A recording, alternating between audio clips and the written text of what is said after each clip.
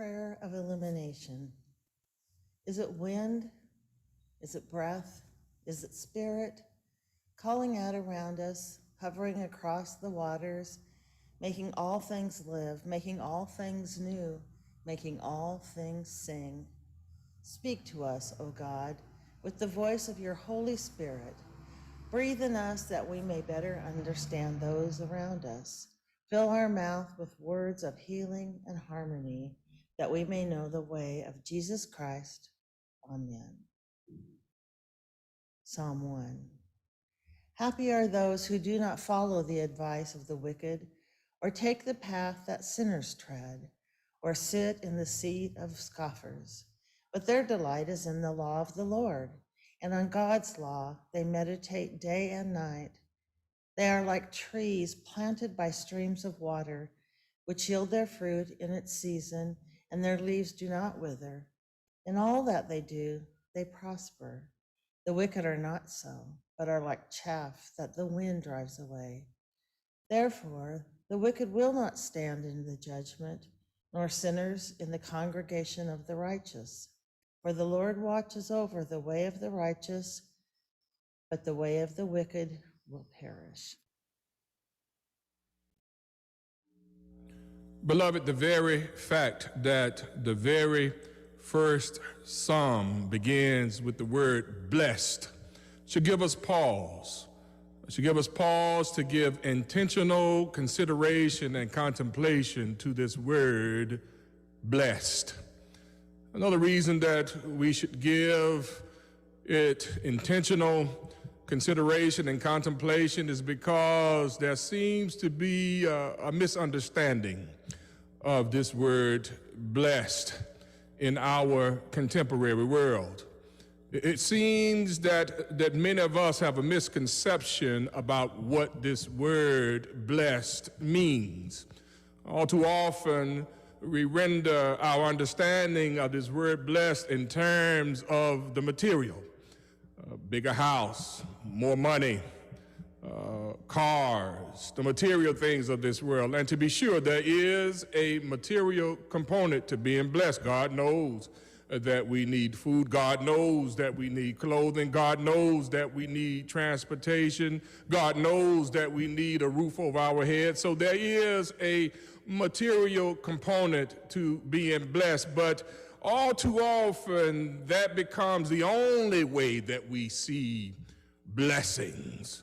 So much so that whole ministries and theologies have been based on this notion of material blessing, and only that blessing is so narrowly conceived that we can only see it in terms of the material. That's a problem. That's a problem, because if blessings are only material, then where does the spiritual component come from? What else is there to it other than what we can touch, what we can see, what is tangible, what is touchable?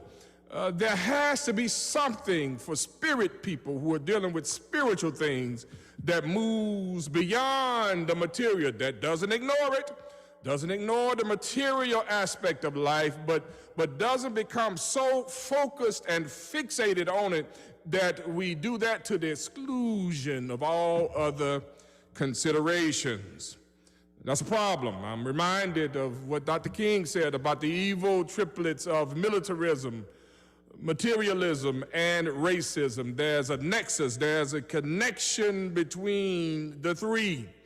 And often when we are fixated and focused on materialism, we find ourselves being given over to the other two as well.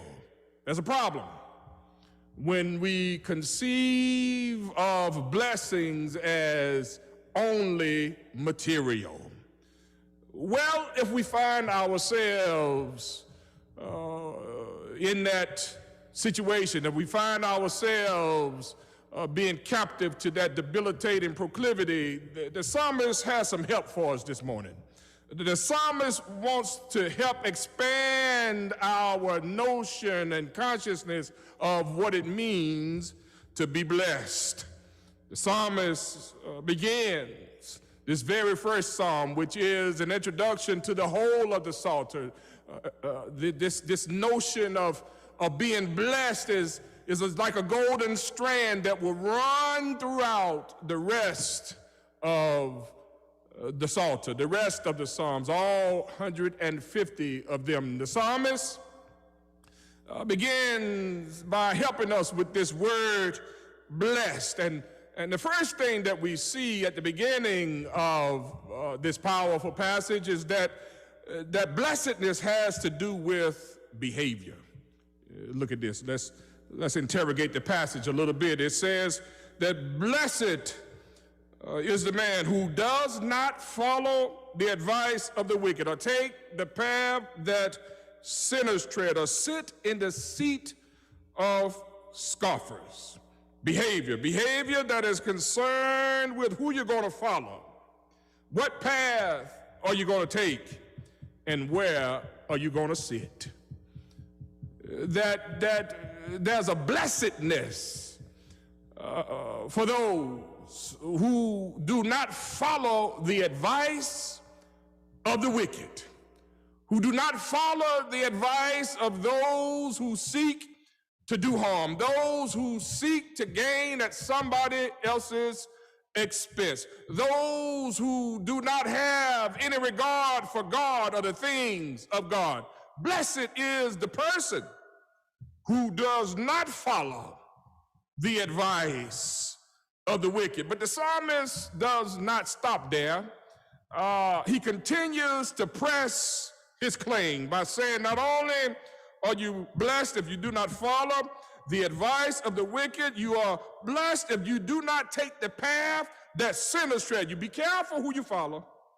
I don't care if they have a great following. I don't care if they have 1 million likes on Facebook and Instagram. But be careful about following somebody who does not have any regard for the things of God. Those whose lives are decidedly self-centered rather than God-centered. Be careful about following the popular and not the principled. The psalmist is giving us a caveat here. He says, be careful that you are blessed when you refrain from taking the counsel and advice of the wicked and taking the path that sinners tread. Be careful. This issue of peer pressure is not just something that young people have to deal with, that this is something that we have to resist and reject the whole of our lives. There's always going to be some type of peer pressure in life, but do we have enough God about us to say, I don't care if everybody is doing it. I don't care if everybody's taking that person or this person's advice. I don't care if everybody is following that person. For God I live, and for God I'll die. But the psalmist doesn't stop there. He continues to press home his claim by saying that blessed is the person who does not sit in the seat of scoffers. Be careful who you listen to, be careful who you follow, and be careful where you sit. Even if you're not a scoffer, if you sit in the presence of scoffers long enough, you'll find yourself scoffing.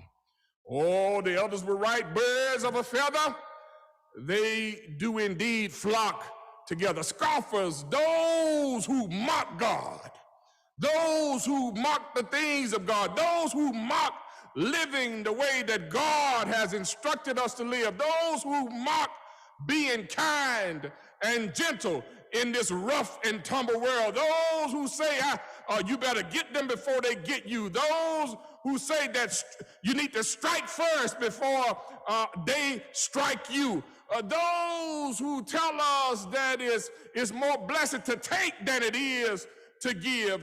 These are mockers. These are people who have no regard for the things of God. We're given an example of this type of person over in the Gospels when there's a widow who goes to a judge and pleads for justice from the judge. And the Bible says that the unjust judge neither respected God, nor regarded man. But because this widow, the book says, has continually boxed me, she has continually landed jabs at me, I will grant her justice. But the judge didn't do it on the grounds of that it was right. He just didn't want to be bothered anymore. The psalmist begins by telling us that an element, a component of a blessed life is a certain type of behavior that refrains from following the advice of the wicked, or taking the path that sinners tread, or sitting in the seat of scoffers. But those are negative behaviors. They are behaviors that we refrain from. That is what we shouldn't do, but what should we do? The psalmist says that the person who refrains from these behaviors has now laid upon himself or herself the obligation to delight in the law of the Lord. For all God's law, he or she, they meditate day and night. That we've created space in our lives for delight. And not delight in the things of this world, but delight in the things of God.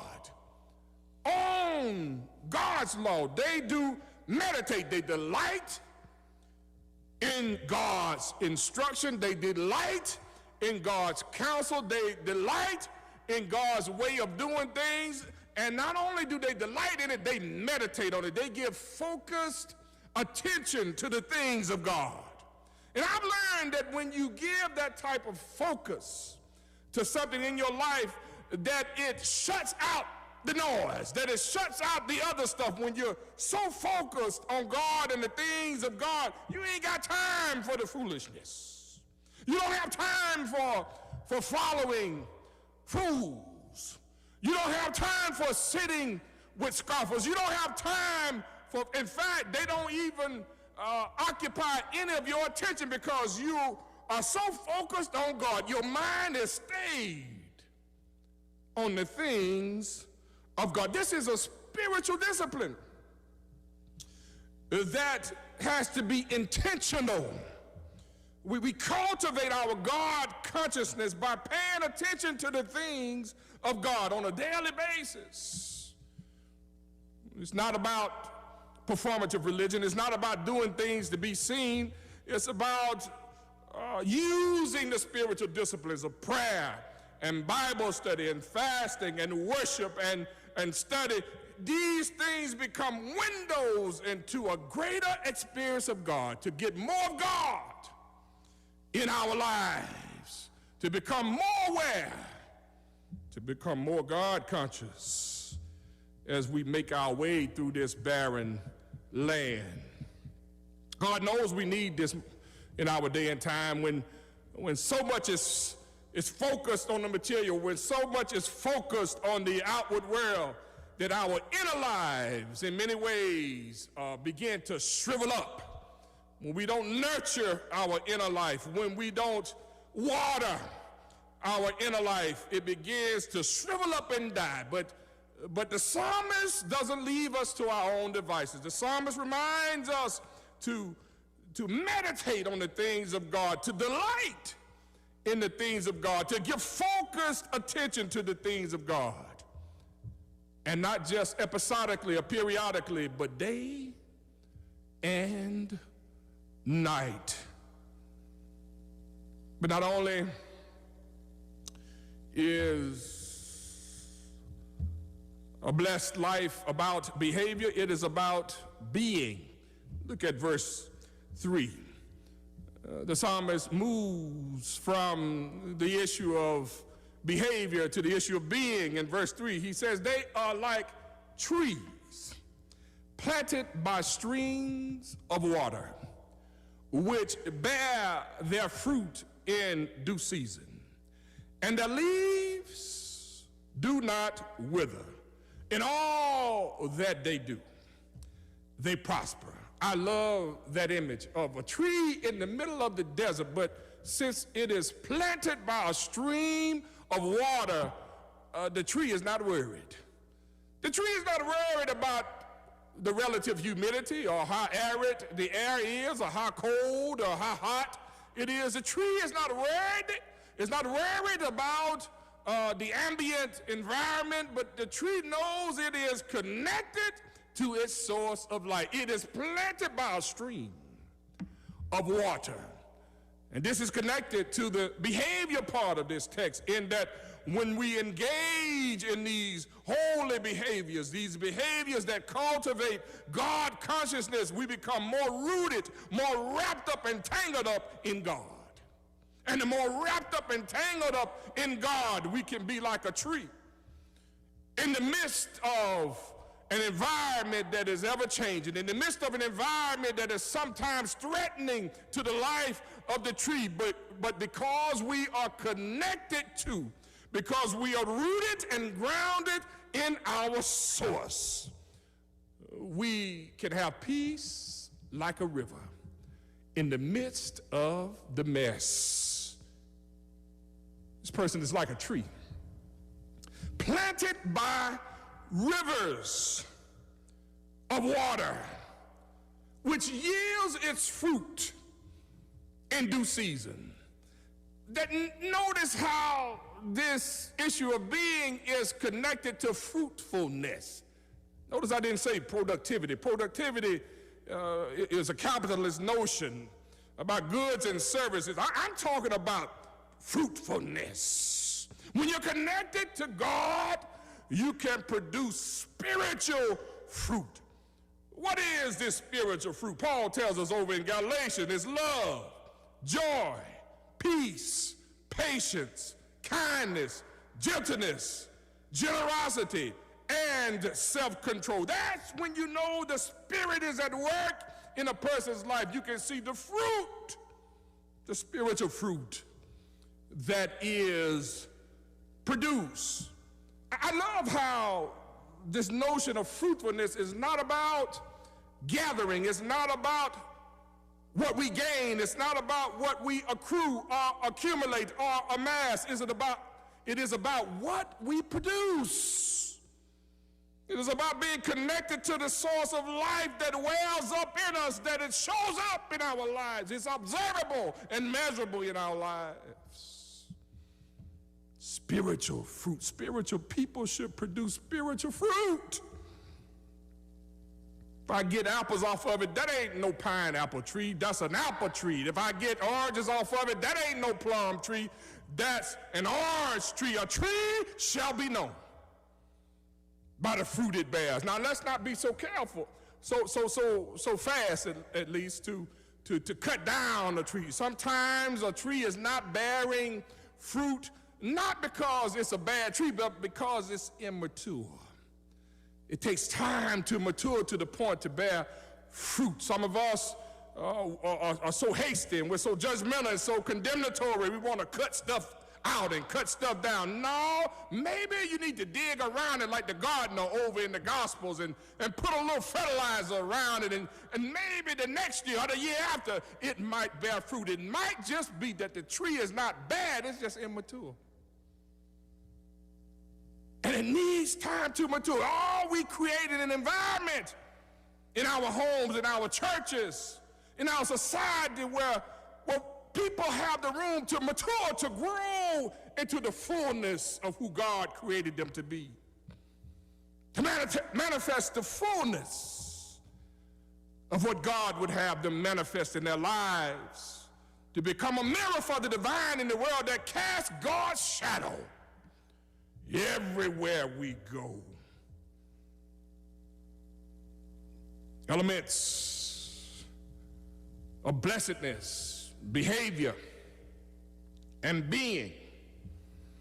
But there's also belonging. Look at what that fifth verse says. It says, the wicked will not stand in the judgment, nor sinners in the congregation of the righteous. By contrast, the righteous will. Who are the righteous? Those who are striving to reflect the heart and character of God in how they walk, how they talk, and how they live, and how they give. It's not about wearing a cross, it's about bearing a cross. It's about living in such a way that God becomes palpable to others in and through us, becoming conduits for the revelation and manifestation of the divine in the world. How we walk, how we talk, how we live, and how we give. Yes, it's about behavior. Yes, it's about being, but it's also about belonging. It's about belonging to a community of folk who are invested in cultivating their own spiritual walk, their own spiritual lives, to be conduits, to be messengers, to be a mirror for God in the world, that folk may see us and see the very heart and character of God. That takes intentionality, it takes work, it takes investment of time and talent and treasure. But that's what we've been called to do. We've been called to be co-laborers with God in the world, to manifest God's power, manifest God's purpose, to manifest God's presence in the world. The people who would encounter us would say, like those on the road to Emmaus, did our hearts not burn within us? That there's something special about those folk. Those folk really practice what they preach. They believe what they practice. Elements of a blessed life will enable us to sing that old song of the church. I'm gonna live so God can use me. Anywhere, anytime. I'm gonna pray so God can use me. Anywhere, anytime. I'm gonna love so God can use me. Anywhere, anytime. I'm gonna serve so God can use me. Anywhere, anytime. So that I, not just I, would have a blessed life, but others may be drawn to God's kingdom building program and experience the fullness of the blessed life that God intends us to experience. Amen, and thank God.